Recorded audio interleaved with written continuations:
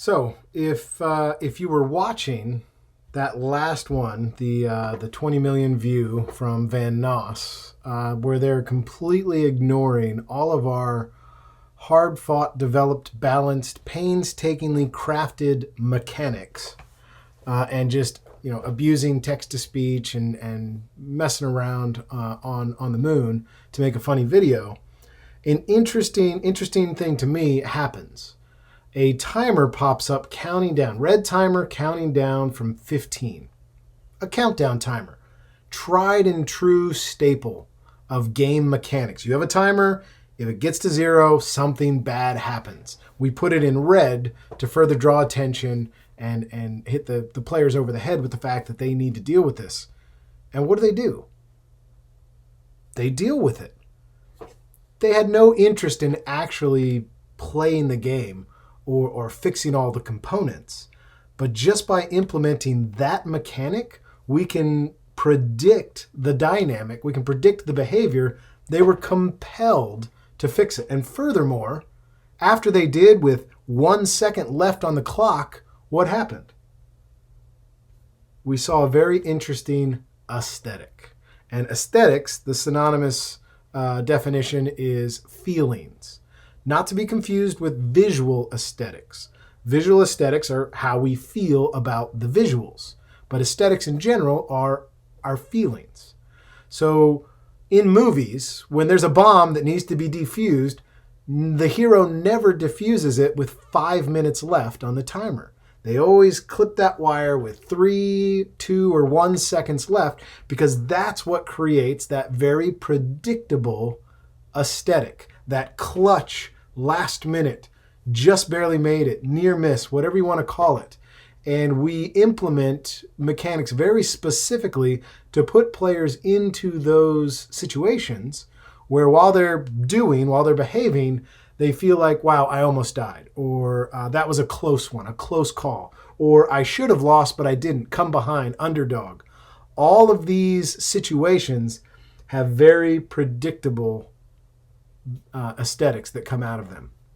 One other commonly used mechanic that has a very predictable aesthetic in the end is the jump scare. So this is a very famous jump scare from BioShock 1, the creepy dentist scene. So here's how this scenario played out. The player walks into a room.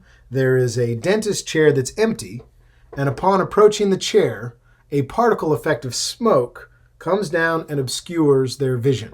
They can't see.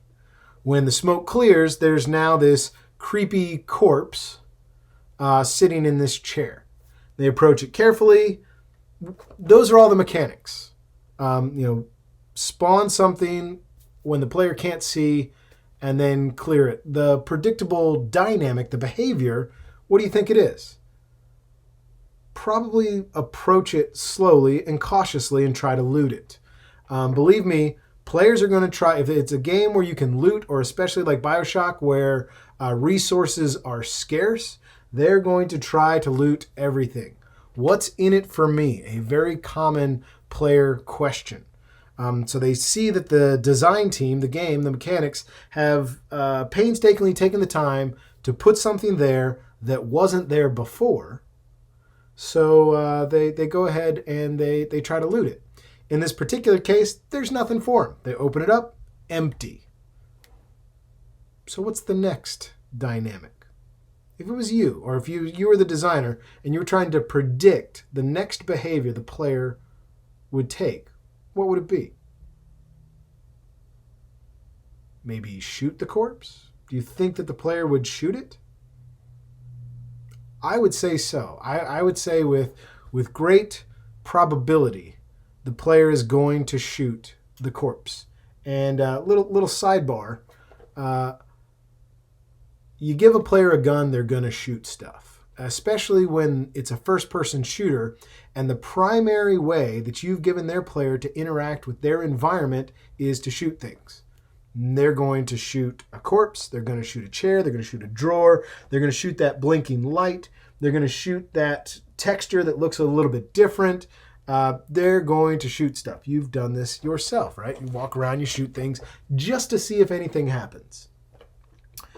In this particular case, nothing happens. The corpse ragdolls away, and the player is left kind of feeling powerful, if you will. I controlled this situation. I looted it. There was nothing for me. I shot it. It ragdoll away.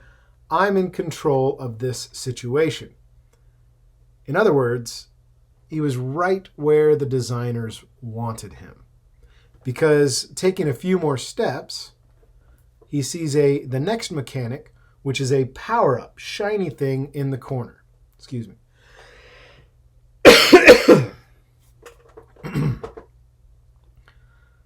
Now let me ask you, if you spawn something shiny in your level, what's the predictable behavior?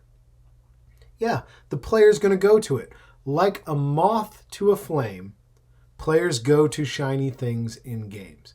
So in this particular case, the power-up is spawned over in a corner, and when they approach it, they're kind of in a little alcove dead end. Again, this is not by coincidence. The designers are setting them up for the jump scare. Because what happens is after they interact with that power-up, another routine is triggered. These are all mechanics. After player interacts with the power-up, spawn more smoke, and then when the smoke clears, they're standing where they were, looking at where the power-up was, and when they turn around, creepy dentist right in their face. Right there, where it wasn't before. What is the predictable dynamic? What's the predictable behavior? Ah, right, shoot it. In this particular video, the player shoots it 6 times, unloads every bullet in his 6-shooter revolver, reloads, and shoots it 6 more times while it's on the ground. A little bit of an overreaction, maybe.